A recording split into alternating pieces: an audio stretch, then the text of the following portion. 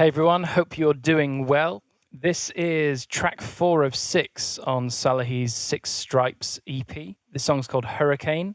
And yeah, we're just going to dive in. I'm going to take you through some of the settings that I used on this mix, some of the things I'm quite pleased with, some of the things that might interest you. If you're anything like me, which is probably, well, hopefully for your sake, you're not like me.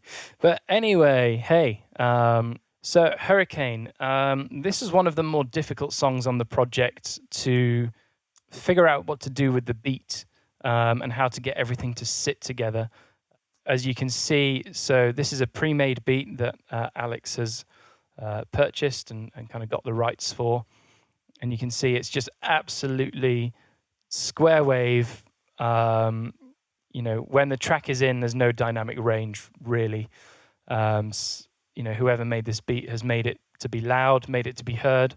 So it's a little bit challenging from a few perspectives about getting it to sit in the mix without making sure that the master bus isn't clipping and all that sort of thing. So I'll just play you a segment of this. I'm keeping up, so I'm sharp to rate.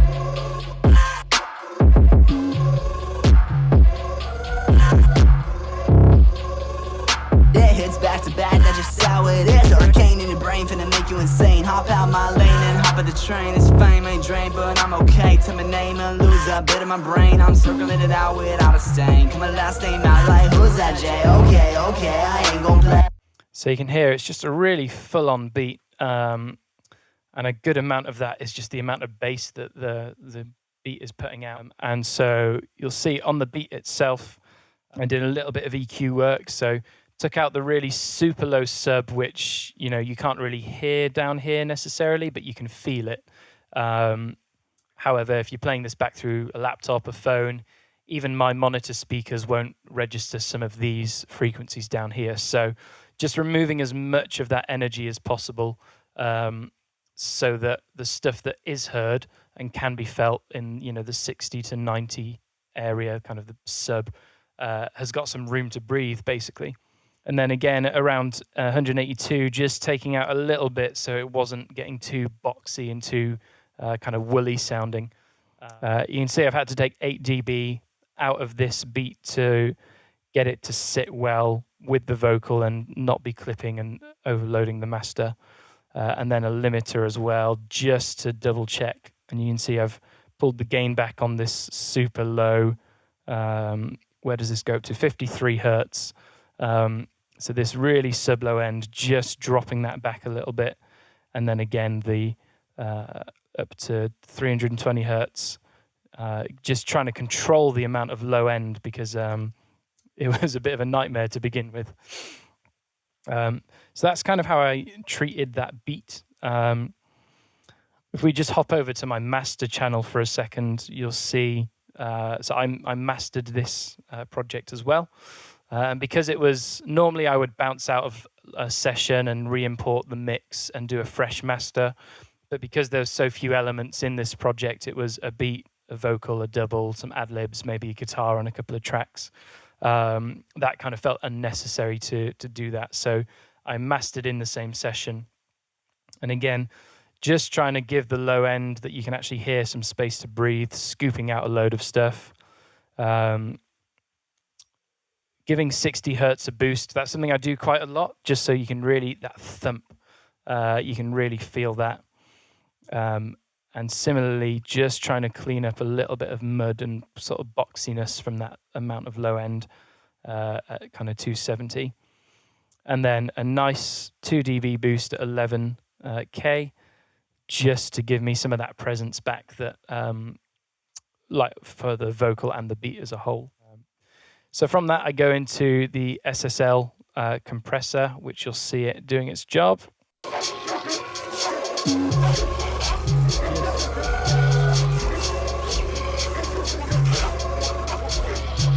These people coming up real smoky. You want front seats, I'll give you nosebleeds. So please show So it's just responding to the very loudest moments, sort of where there's a bass overload almost. And you can see I've put that on 10 to 1. It didn't really feel like gentle compression was going to do anything for this master. So just wanting to really control the top end of that dynamic range. From the SSL, I go into the Waves S1. This is something that in the past I've definitely overused and really ruined a mix with, and had to go back and take it off or reduce how much I was using it by. So you can see I'm adding this stereo width. So you can see when it's at 1.0, that's the original kind of width. And when I put it to 1.2, that's what I'm then moving the stereo image to be. So it's just ever so slightly wider, which I found in a lot of mixes. I don't necessarily feel the whole mix go wider, but I feel like between the center and hard left and right, there's a bit more space in that mid left, mid right area for different elements of the mix to kind of have their own space. I believe this is a default setting, but setting that to only start widening at 450 odd hertz. So I'm not affecting the low end and the real thump of the track, which if you don't know, with wideners, you can really you can soften the impact of a really great sounding kick if you're sending it too wide, which is what I've done in the past, and kind of had to learn from my mistakes on that. And then from the stereo widener, going into this Waves L3 multi-maximizer. This is kind of my default go-to limiter. I've gotten used to using it, gotten used to the interface and what it looks like. So again, just squashing it a little bit to get a little more volume out of it. And then my output ceiling, so it's not going to clip, and it should play back nicely on everyone's system. On a lot of these tracks, actually, I didn't tend to mess around with the multi-band limiting aspect of this plugin.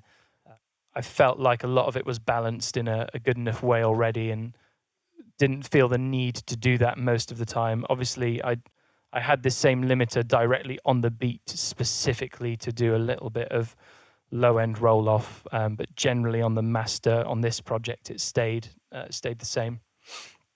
And then below that, I have my meters that I just use for checking how everything's going. So PAS analyzer from Waves, just to see the frequency kind of spread and distribution, and to see the stereo width and whether it's in phase or out of phase.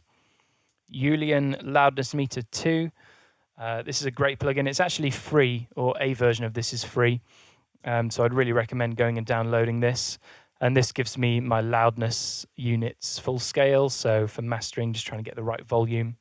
And then as a second reference, I've got Loudness Penalty by Meter Plugs. There is, I believe, a website called loudnesspenalty.com, which basically gives you this interface for free, and you can upload a track to it, and it'll tell you how each platform is going to adjust it, if it's going to adjust it at all, if it's too loud, too quiet. You can get this for about 25 quid when they do their probably Black Friday sales. So I bought that just so I can see it in real time. I don't need to bounce out and upload it. And so I compare between these two for my overall volume. This loudness meter has a Spotify preset and a Spotify Loud preset. I found that the Spotify Loud correlates more closely to what the loudness penalty registers Spotify's volume at. So when I'm using both of them, I keep this on the Spotify Loud setting, and they give me about the same readout, albeit in two very different ways, but just trying to make sure that I'm getting the maximum amount of dynamic range out of my tracks without there being too much of a penalty for that when it's being uploaded online. And so there's just one final thing that I want to show you on this track, and that is just this little moment between the lead vocal and the doubled vocal. You can see there's these channels called Please 1 and Please 2. I can't remember if this was feedback that Alex gave me. I think he said that he wanted the pleases. Yeah, I think he said he wanted these to just stand out a bit more. Because you can see in this moment, the beat just drops for an instant. So I'll just play you this moment as it sounds. I'll give you nosebleeds, so please show D's on D's so we bind where the road leads. Oh please, I'm gonna roll these three while you feel my breeze. I wasn't sure what to do about it initially. We talked about kind of using Waves tune and going really hard tuned for just an instant. And we did try that out, and it just came out sounding totally wrong. And so I ended up just cutting these to their own separate channel, and you can see there's no plugins on them whatsoever. And then they go to bus 9, which you can see is a slapback echo, and that's the same on this double. And so just between the two of them, basically turned everything off and added a little bit of echo, and it just sat in the track. We'll just listen to that. Please, please, please. So if I get rid of this slapback now, you'll hear kind of how boring they sound. Please. And if I play that in with the track. D's on D's, so we bind where the road leads. Oh please, I'm gonna roll these. And then just adding a simple slapback echo. D's on D's, so we bind where the road leads. Oh please, I'm gonna roll these. Just gives it this dimension. It gives it some interest, which was just not there before. So yeah, so that's a little look at Hurricane. Go and have a listen to this track and let me know what you think. Let me know what you think in the comments as well. Any questions? Are there any plugins I should be checking out? Because I do love my plugins. Yeah, cool. All right, guys. See you on the next one.